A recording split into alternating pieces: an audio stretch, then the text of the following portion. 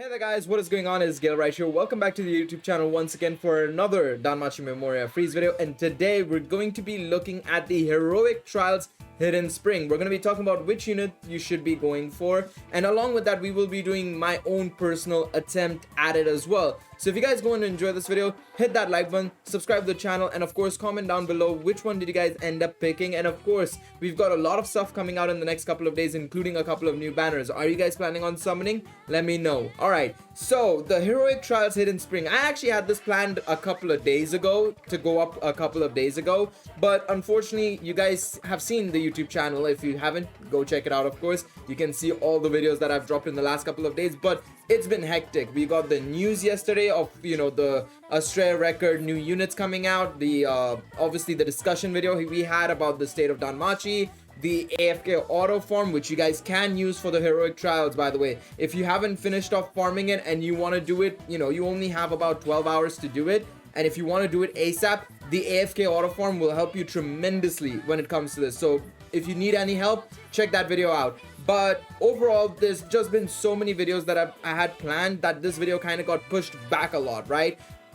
So I wanted to make this video more so about, if you haven't picked up the unit, what should you pick up, right? There are 3 units on this banner, or I say banner, this event that you can choose from, that you can only get the bonds for them. So if you don't have the unit at all, probably avoid getting the bond for them. So that's scenario 1. I'm gonna go through a couple of scenarios so that, you know, you guys know the best way to choose one of these bonds basically. So the first thing I would say is, if you don't have one of these characters, ignore that bond entirely, because what's the point of having a bond for a character you don't own, right? What's the point of having a dupe for a character you don't own? Now of course if you have the other 2 at +5 and the third unit is not there, if you don't have it in your box, but you want to have it nonetheless just in case, right?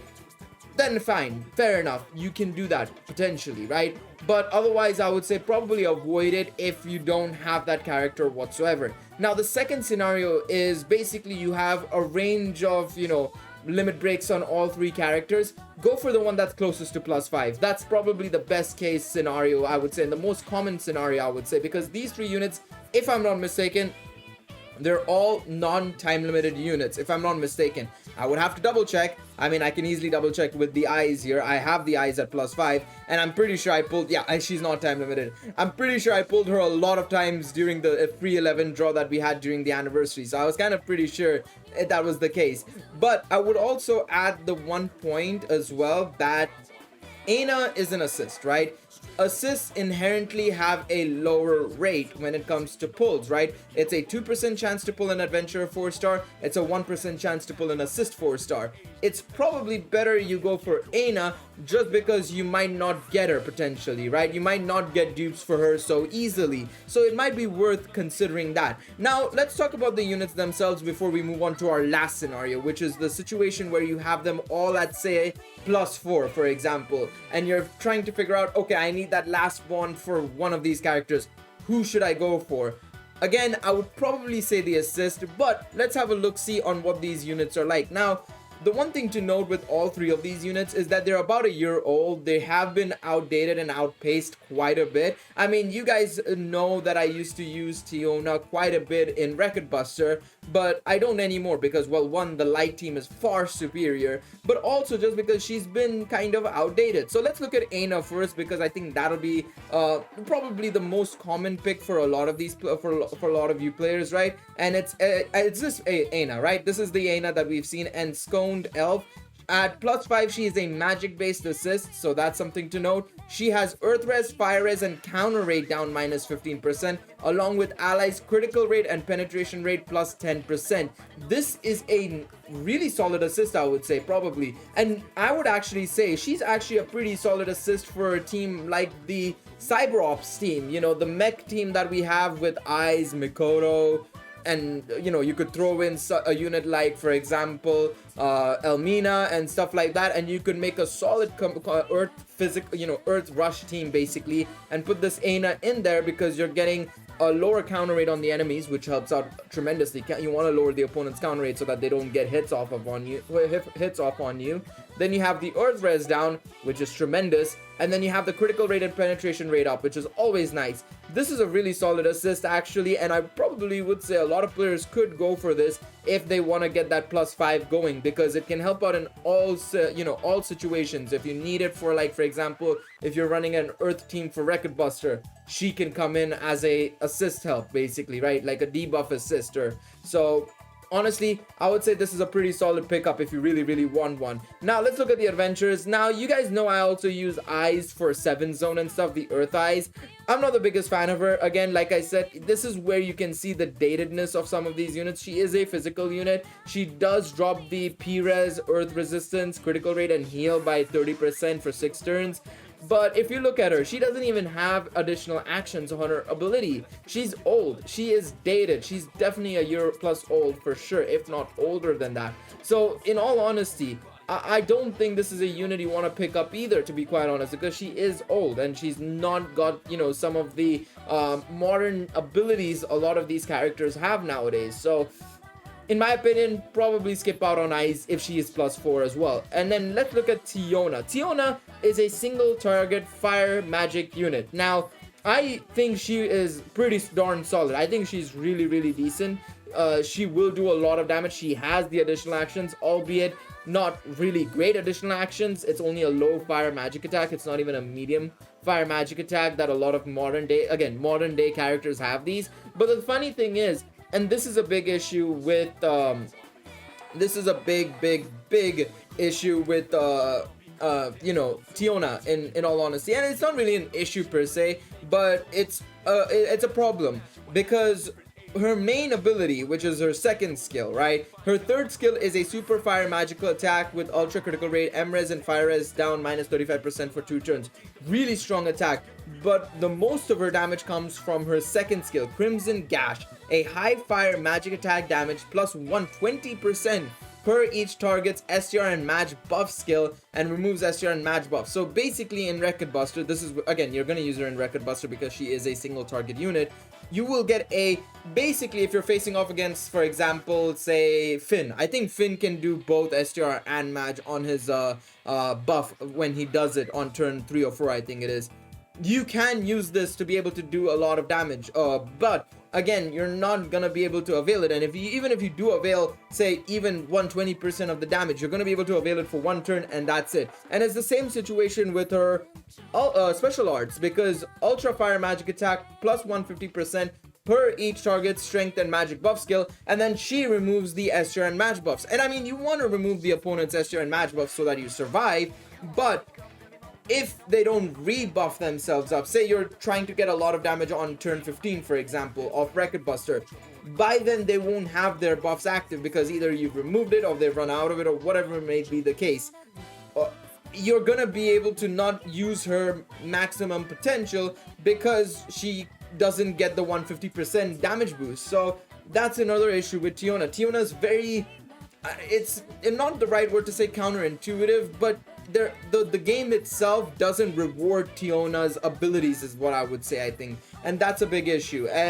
She was great for her time, but not anymore. I would say not anymore. A lot of modern day units will surpass her, and she's just not going to be valuable enough. So in all honesty, like I said, I think if you have all 3 units at +4, you're just gonna pick up Aina, to be quite honest. You really are gonna just pick up Aina. So there's no point in me telling you to pick up anything else. So at the end of the day, the TLDR, before we go and challenge the heroic trials, we'll start with the extra, by the way.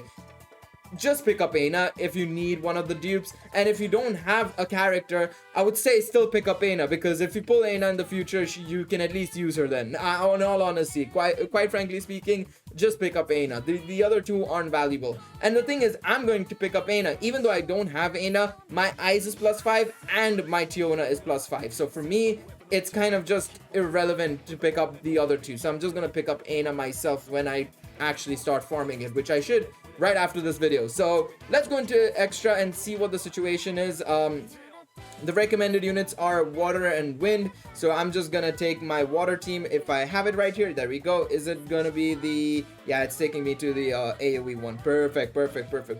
Okay, I guess we can just go into it and see what happens. But basically, whenever it comes to these stages, right? When it comes to these sort of stages, just try and take advantage-based units, right? If you look at this right here, minus 25% physical res, minus 35% magic res, 10% down on water res, 10% down on dark. This is on ice specifically. If you look at Tiona, she will be minus 50% water res. So they have that going for them, right? Of course, they have an inherent magic res down, it seems like, right?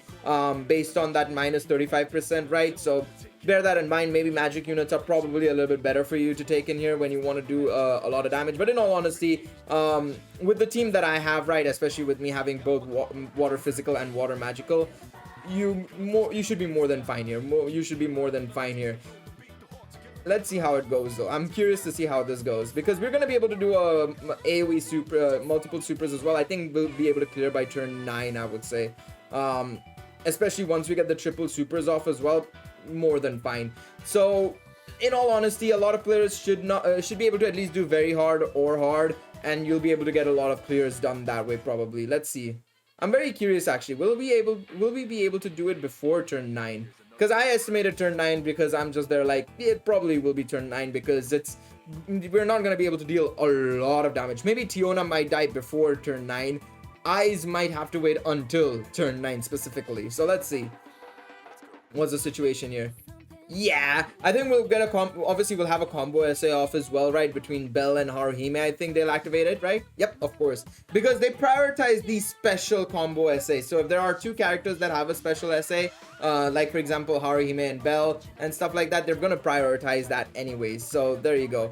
All right, so now we can just do the usual shenanigans and get the KOs off. There we go. Very nice, easy games. I was expecting it to take a little bit longer, but turn 9. There you go. I knew it. Beautiful. So there you have it. It should be very easy for most players. Like I said, I think a lot of players can do hard or very hard. And the thing is, the only difference between doing hard, very hard, and extra is that it just takes a little bit more runs to do the other stages. Realistically, there is really no difference otherwise. It just takes a little bit more time. You might have to do an extra couple of runs on those stages, but the end result is the same in all honesty. So even if you really wanted to do it on normal, you could, but of course with only there being, well, about 8 hours till the event is, or you know, over and gone for for good basically, because by the time this video goes up, it should be around 8 hours left for this event to be live. So that's something to keep in mind as well when you're doing this, of course. So let's get this done.